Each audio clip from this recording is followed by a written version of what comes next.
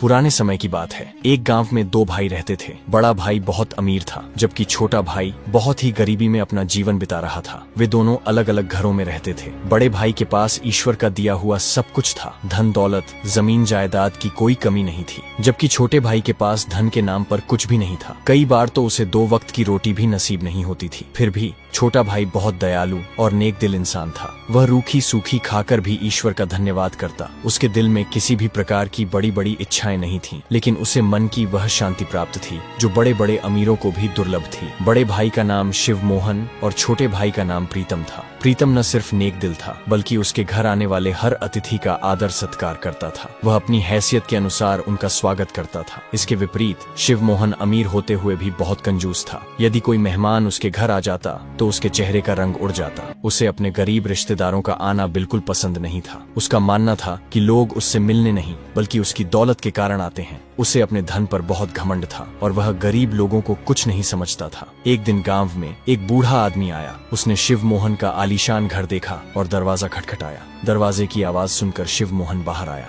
बूढ़े आदमी ने कहा, बेटा, क्या एक दिन के लिए तुम मुझे अपने घर में आसरा दे सकते हो? मैं बहुत थका हुआ हूँ और बहुत भूखा भी। शिव मोहन ने उसकी बात सुनकर तिरस्कार से कहा, अरे बाबा, क्या तुम्हें ये कोई धर्मशाला लगती है? मेरे घर में तुम जैसे भिखमंगों के लिए कोई जगह नहीं है। अच्छा होगा कि सामने जो टूटा फूटा घर है वहाँ चले जाओ। वहाँ एक आदमी रहता है, प्रीतम नाम का। वह तुम्हें जरूर आसरा देगा। यह सुनकर बूढ़े आदमी को समझ में आ गया कि शिव मोहन कंजूस और घमंडी व्यक्ति हैं। वह चुपचाप वहाँ से चला गया और प्रीतम के घर के दरवाजे पर जाकर दस्तक दी। प्रीतम मुस्कुराते हुए बाहर आया और बोला, कहिए बाबा जी, कैसे आना हुआ? बूढ़े आदमी ने कहा, बेटा, मैं बहुत थका हुआ हूँ। इससे पहले कि वह आगे कुछ कह पाता, प्रीतम बोला, बाबा, पहले आप अंदर आइए, बाकी बातें हम अंदर बैठकर करेंगे। प्रीतम उसे घर के अंदर ले गया, बैठाया और सबसे पहले पानी पिलाया। पानी पीने के बाद बूढ़ा आदमी बोला, बेटा, मैं इस गांव में एक बहुत जरूरी काम से आया हूँ। मुझे बस रात बिताने के लिए एक आसरा चाहिए। सुबह होते ही मैं चला जाऊंगा। प्रीतम ने मुस्कुराते हुए कहा, बाबा जी, इसे आप अपना ही घर समझिए। आप जब तक चाहें यहाँ रह सकते हैं। ये सुनकर बूढ़ा आदमी बहुत प्रसन्न हुआ। रात को प्रीतम ने उसे भोजन परोसा।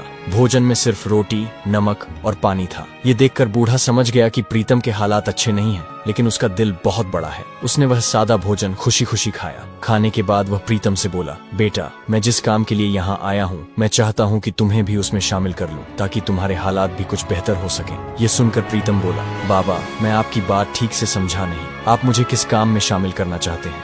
तब उस बूढ़े आदमी ने धीमी आवाज में कहा कि बेटा, आज से 50 साल पहले मैं इसी गाँव में रहता था। उन दिनों मेरे पास धन दौलत की कोई कमी नहीं थी। मेरे पास बहुत सारे सोने के सिक्के और कीमती सामान था। मेरा एक भरा पूरा परिवार था, जिसमें मेरी पत्नी और 2 बच्चे थे। एक दिन जब मेरी पत्नी और बच्चे नाव में बैठकर दूसरे गांव जा रहे थे, तो नाव के पलट जाने से मेरी पत्नी और बच्चों की मौत हो गई। क्योंकि मैं उनके साथ नहीं था, इसलिए मैं बच गया। अपने पूरे परिवार के चले जाने के बाद मुझे अत्यंत दुख हुआ। मैं कई दिनों तक अपने घर से बाहर नहीं निकला। मैंने बाहर की दुनिया से नाता तोड़ लिया और यह निर्णय लिया कि अब मुझे अपना शेष जीवन ईश्वर की भक्ति में लगाना चाहिए। ये निश्चय करके मैंने तीर्थ यात्रा पर निकलने का विचार किया। मेरी तीर्थ यात्रा बहुत लंबी होने वाली थी, इसलिए मैंने अपनी सारी धन दौलत को किसी सुरक्षित स्थान पर छुपा देने का निश्चय किया। तब मैंने अपने सारे खजाने को एकत्र किया और पास के ही जंगल में एक गुप्त स्थान पर छुपा दिया। लेकिन एक सोने की ईंट मैंने अपने पास ही रख ली, ताकि उसे बेचकर कुछ धन प्राप्त कर सकूं और अपनी यात्रा प्रारंभ कर सकूं। मैं अपनी यात्रा पर निकल पड़ा। एक दूसरे शहर में पहुंचकर जब मुझे पैसों की आवश्यकता पड़ी, तो मैंने उस सोने की ईंट को बेचने का निश्चय किया। जब मैं वह ईंट लेकर वहां के एक सुनार के पास गया और उसे दिखाई, तो उस सुनार के मन में लालच आ गया। उसने उस ईंट की कीमत देने के बजाय मुझ पर चोरी का झूठा आरोप लगा दिया और मुझे फंसा दिया। वहां के कोतवाल ने मेरी एक न सुनी और मुझे चोरी के झूठे आरोप में जेल में डाल दिया गया। आज मैं कई वर्षों बाद अपनी सजा पूरी करके अपने गांव वापस लौटा हूं और अब मैं अपने उस छिपाए हुए खजाने को निकालना चाहता हूं। इसलिए मैं चाहता हूं कि तुम इस काम में मेरा साथ दो। यदि तुम मेरी सहायता करोगे तो मैं उस खजाने का आधा हिस्सा तुम्हें दे दूंगा। प्रीतम यह सब सुनकर बहुत प्रसन्न हुआ और बूढ़े बाबा की सहायता करने को तैयार हो गया। बूढ़े बाबा ने उस रात प्रीतम के घर ही विश्राम किया और सुबह सूरज निकलने से पहले वे दोनों लोगों की नजरों से बचते बचाते जंगल की ओर चल पड़े। जंगल के भीतर पहुंचकर बूढ़े बाबा ने एक पुराना नक्शा निकाला और उसमें बनी निशानियों के अनुसार रास्ता पहचानने लगे। कुछ ही देर में वे एक बड़े बरगद के पेड़ के नीचे पहुंच गए। बूढ़े बाबा ने कहा, बेटा, यही वह जगह है जहाँ मैंने खजाना छुपाया था। अब तुम यहाँ खुदाई शुरू कर दो। प्रीतम ने कुदाल निकाली और खुदाई शुरू की। कुछ देर बाद उसे वहां एक लकड़ी का संदूक दिखाई दिया। उसने कुदाल एक ओर रख दी और संदूक निकालकर बाबा के सामने रख दिया। फिर वे दोनों उसे लेकर घर लौट आए। घर पहुंचकर जब उन्होंने संदूक खोला तो वे दंग रह गए। संदूक के भीतर सोने की ईंटें और सोने की मुहरें भरी हुई थीं। यह देखकर प्रीतम आश्चर्यचकित रह गया। बूढ़े बाबा ने उसमें से आधा सोना निकालकर प्रीतम को दे दिया और बाकी आधा सोना संदूक में ही रहने दिया। फिर बाबा ने समझाया, बेटा, इस धन का उपयोग बहुत ही सावधानी से करना। कहीं ऐसा ना हो कि तुम भी मेरी तरह किसी मुसीबत में फंस जाओ। मेरे पास तो केवल एक ईंट थी जिसे देखकर सुनार के मन में लालच आ गया था। तुम्हारे पास तो बहुत सारा खजाना है, इसलिए लोगों से बचकर रहना। फिर बाबा ने वह संदूक का खजाना एक बड़े झोले में डाला और कहा, अब यह खजाना मेरे किसी काम का नहीं रहा, मैं इसे गरीबों में बांट दूंगा। इसके अलावा जंगल में एक जगह और भी है जहां पर मेरा बाकी का खजाना रखा हुआ है। ये बात प्रीतम की पत्नी भी छिपकर सुन रही थी। प्रीतम ने बूढ़े बाबा को गांव के बाहर तक छोड़ा और फिर जब वह अपने घर में वापस आया तो उसकी पत्नी फौरन उसके पास आई और खजाने को देखकर वह खुश हो गई। वह कहने लगी कि इस खजाने को बेचकर हम बहुत अमीर हो जाएंगे और फिर अपनी सभी इच्छाओं को पूरा करेंगे। इसके बाद प्रीतम ने थोड़ा थोड़ा करके उस खजाने को बेचना शुरू कर दिया। देखते ही देखते प्रीतम के हालात अब बदलने लगे थे। उसने सबसे पहले अपनी पुरानी झोपड़ी की जगह एक बड़ा आलीशान मकान बनवाया। अब उसके घर में सुख सुविधा के सभी सामान मौजूद थे, लेकिन इतना अमीर हो जाने के बावजूद भी उसके मन में बिल्कुल भी घमंड नहीं आया था। उसके घर में जो भी मेहमान आता वह पहले से ज्यादा बढ़ चढ़कर उनके आवभगत करता। अपने दरवाजे पर आने वाले गरीब और दीन दुखियों की वह धन देकर सहायता करता। अब तो गांव के लोग उसकी पहले से भी ज्यादा इज्जत करने लगे थे। अमीर होने की खबर जब उसके बड़े भाई शिव मोहन को मिली तो वह अपनी पत्नी को साथ लेकर छोटे भाई प्रीतम के घर पहुंच गया और बड़ी हैरानी से उसका आलीशान मकान देखने लगा। उसने फिर प्रीतम से बोला, छोटे भाई, तुम इतना अमीर कैसे हो गए? लेकिन प्रीतम ने भी इस बारे में उसे कुछ नहीं बताया और बस इतना ही कहा कि ये सब तो भगवान की कृपा है। प्रीतम और शिव मोहन की पत्नियां एक दूसरे से बहुत ही जलती थीं और फिर शिव मोहन की पत्नी प्रीतम की पत्नी से जलकर कहने लगी कि तुम लोग जितना भी अमीर हो जाओ लेकिन हमारी बराबरी कभी नहीं कर पाओगे। यह सुनकर प्रीतम की पत्नी को गुस्सा आ गया और उसके मुंह से यह बात निकल गई कि हमारे पास तो और भी खजाना है जिसे जंगल से निकालकर हम तुमसे भी ज्यादा अमीर हो जाएंगे। शिव मोहन की पत्नी, जो कि बहुत ही धूर्त महिला थी, उसे यह बात दिमाग में घर कर गई। अपना जवाब न मिलने पर शिव मोहन अपनी पत्नी के साथ वहां से चल दिया। घर पर पहुंचते ही शिव मोहन की पत्नी अपने पति शिव मोहन से कहने लगी कि तुम्हारा भाई जंगल से कोई खजाना निकाल कर लाया है जिससे वह इतना अमीर हुआ है। उसकी पत्नी मुझे बता रही थी कि जंगल में अभी और भी खजाना है जिसे निकालकर वह हमसे भी ज्यादा अमीर हो जाएंगे। मैं नहीं चाहती कि इस गांव में कोई हमसे भी ज्यादा अमीर हो। आप किसी भी तरीके से जंगल में दबे हुए उस खजाने को ढूंढने की कोशिश कीजिए ताकि मैं आपके भाई प्रीतम की पत्नी को मुंह तोड़ जवाब दे सकूं। शिव मोहन अपनी पत्नी की बात सुनकर हैरान रह गया और बोला, लेकिन जंगल से खजाना ढूंढना इतना आसान काम नहीं है। मुझे तो लगता है कि वह बूढ़े बाबा जिसे हमने घर से निकाला था, अवश्य उसी ने ही प्रीतम को उस खजाने के भेद के बारे में बताया होगा, क्योंकि वह बूढ़ा आदमी इससे पहले कभी भी हमारे गांव में नजर नहीं आया था और उसके यहाँ से जाने के बाद ही प्रीतम इतना धनवान हुआ है। असल बात तो ये थी कि शिव मोहन भी नहीं चाहता था कि उसका भाई उससे भी ज्यादा धनवान हो जाए और तब उसने खजाने की तलाश करने का फैसला किया, जबकि वह खजाना तो उसका था ही नहीं।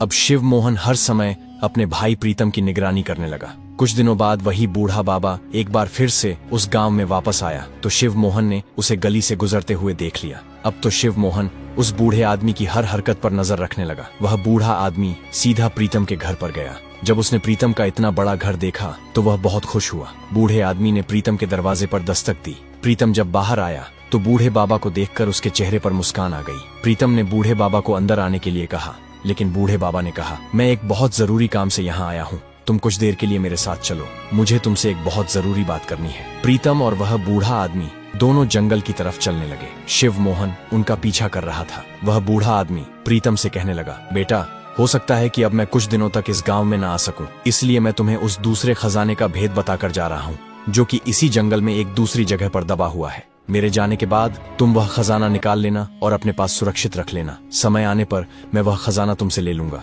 फिर बूढ़े बाबा ने प्रीतम को जंगल में रखे खजाने वाली जगह दिखा दी। शिव मोहन, जो कि उनका पीछा कर रहा था, यह सब देख रहा था। उसने भी वह सारा रास्ता अपने दिमाग में अच्छे से याद कर लिया कि खजाना कहाँ दबा हुआ है और फिर खुशी खुशी अपने घर वापस आ गया। घर पहुंचकर उसने अपनी पत्नी से कहा कि मुझे खजाने का सारा भेद मालूम हो गया है, अब बहुत जल्दी मैं वह खजाना निकाल लूंगा। यह सुनकर शिव मोहन की पत्नी बहुत खुश हुई और बड़े घमंड से कहने लगी, अब इस गांव में हमसे ज्यादा अमीर कोई नहीं हो सकता।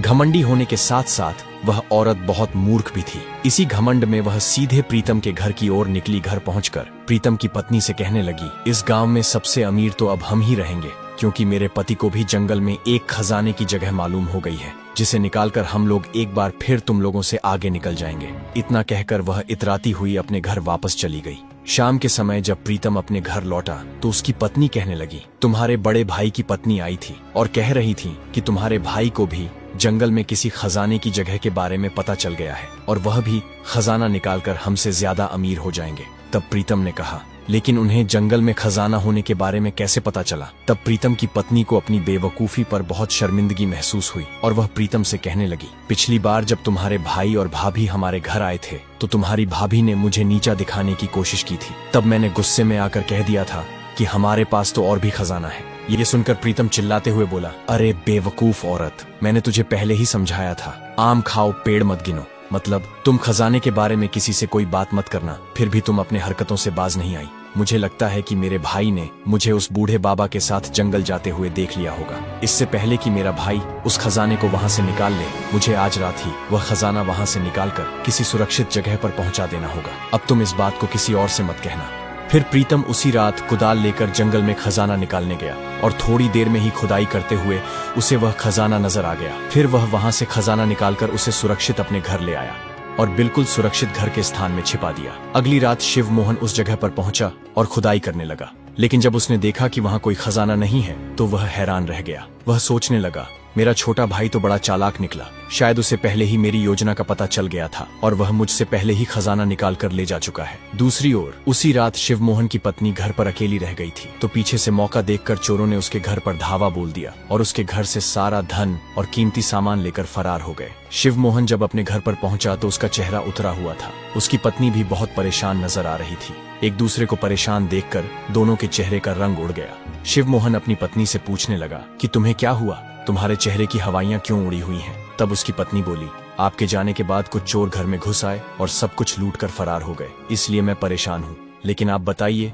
आप खाली हाथ क्यों लौटे? हमारा खजाना कहाँ है? ये सुनकर शिवमोहन ने सिर पकड़ लिया और बोला, खजाना वहाँ नहीं था, लगता है मेरे भाई ने पहले ही वहाँ से निकाल लिया। ज्यादा अमीर बनने के चक्कर में हम लोग बिल्कुल बर्बाद हो गए और ये सब तुम्हारे लालच की वजह से हुआ। तुम्हें उस धन को पाने की चाह थी जो हमारा था ही नहीं। देखो, हम तो अपने ही धन से हाथ धो बैठे। अगर तुम प्रीतम और उसकी पत्नी से ईर्ष्या न करती तो आज हमारी हालत ऐसी न होती। पत्नी ने जवाब दिया, जैसे आपने कुछ नहीं किया हो, आप भी तो उसी खजाने के पीछे थे, जब भी तो आप जंगल गए थे। अब दोनों लालची लोग एक दूसरे को दोष देने लगे। कुछ दिनों बाद जब वह बूढ़े बाबा दोबारा एक बार फिर से प्रीतम के पास वापस आया तो प्रीतम ने उन्हें पूरी घटना बताई और बचा हुआ खजाना उनके सामने रख दिया। बाबा मुस्कुराए और बोले, यह खजाना तुम्हारी ईमानदारी का इनाम है। मैं भला इस उम्र में इतनी दौलत का क्या करूंगा, यह अब तुम्हारा है। प्रीतम भावुक हो गया और बूढ़े बाबा से बोला, मेरा मन चाहता है कि आप अब कहीं न जाएं।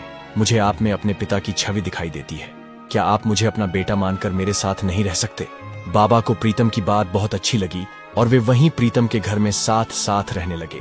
प्रीतम ने बचा हुआ सारा खजाना गांव के गरीब लोगों में बांट दिया और अपनी पत्नी तथा बाबा के साथ सुखमय जीवन बिताने लगा। तो दोस्तों, यह कहानी हमें बहुत कुछ सिखाती है। सबसे पहली बात यह कि हमें अपने घर आए हुए मेहमान की पूरी इज्जत करनी चाहिए, क्योंकि कहा गया है, अतिथि देवो भव। दूसरी बात, दूसरों से ईर्ष्या करना विनाश का कारण बनता है। जलन और घमंड व्यक्ति को पतन की ओर ले जाते हैं। तीसरी बात, धन का अधिक लालच इंसान को कहीं का नहीं छोड़ता। लालची व्यक्ति अधिक धन पाने की लालसा में अपना ही नुकसान कर बैठता है। हमें आशा है कि आपको यह कहानी पसंद आई होगी।